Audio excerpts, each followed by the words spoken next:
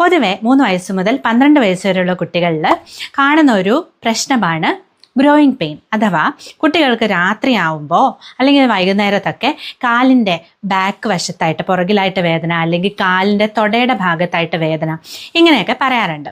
പക്ഷേ ഇത് താൽക്കാലികമായിട്ടുള്ളൊരു വേദന മാത്രമാണ്. രാവിലെ എണീക്കുമ്പോൾ ഈ ഒരു പ്രശ്നം ഉണ്ടാവില്ല. കുറച്ച് നേരത്തേക്ക് ഈ ഒരു വേദന പറയുന്നുണ്ടാവും. ചിലപ്പോൾ കുട്ടി ഉറക്കത്തിൽ നിന്നൊക്കെ എണീറ്റ് ഈ ഒരു വേദന പറയുന്നുണ്ടാവും. പക്ഷെ അതത്ര പേടിക്കാനായിട്ടുള്ള ഒരു കാര്യമൊന്നും അല്ല.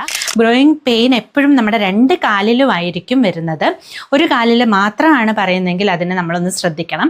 അതുപോലെ തന്നെ അത് കാരണം, ഈ ഒരു ഗ്രോയിങ് പെയിൻ കാരണം നമ്മൾ നടക്കുമ്പോൾ ഉന്തി നടക്കാനോ അല്ലെങ്കിൽ നമ്മുടെ ജോയിൻസിന്, അതായത് നമ്മുടെ കാലിൻ്റെ സന്ധികൾക്ക് പ്രശ്നങ്ങളൊന്നും ഉണ്ടാവാറില്ല. മറ്റൊരു പ്രധാന കാര്യം, കുട്ടികൾ ഈ പറയുന്ന വേദന ഗ്രോയിങ് പെയിൻ ആണെന്നുണ്ടെങ്കിൽ കുട്ടികൾ വേദന പറയുന്ന ഭാഗത്ത് തടിപ്പോ, അതായത് നീർക്കെട്ടോ, കളറ് വ്യത്യാസമോ അല്ലെങ്കിൽ ആ ഒരു ഭാഗത്ത് ചൂട് കൂടുതലോ ഒന്നും ഉണ്ടായിരിക്കുന്നതല്ല. കുട്ടികൾ കൂടുതലും ഒരുപാട് ഓടിച്ചാടി നടന്നതിന് ശേഷമൊക്കെ ആയിരിക്കും ഈ ഒരു വേദന പറയുന്നത്. അപ്പം നമ്മൾ ലാബ് ടെസ്റ്റ് ഒക്കെ ചെയ്ത് നോക്കി, അതായത് ബ്ലഡ് ടെസ്റ്റും എക്സ്റേ ഒക്കെ ചെയ്ത് നോക്കിക്കഴിഞ്ഞാൽ റിസൾട്ട് എല്ലാം നോർമൽ ആയിരിക്കും. അപ്പോൾ ഇതിന് നമ്മൾ ഒരുപാട് പേടിക്കേണ്ട ആവശ്യമൊന്നുമില്ല. അപ്പം നമുക്കിവിടെ ചെയ്യാൻ പറ്റുന്നത്, കുട്ടിക്ക് വേദന പറയുന്ന സ്ഥലത്ത് നമുക്ക് കാലിൻ്റെ ബാക്കിലാണെങ്കിലും തൊടയിലൊക്കെ ആണെങ്കിലും നമ്മൾ നന്നായിട്ട് മസാജ് ചെയ്ത് കൊടുക്കുക.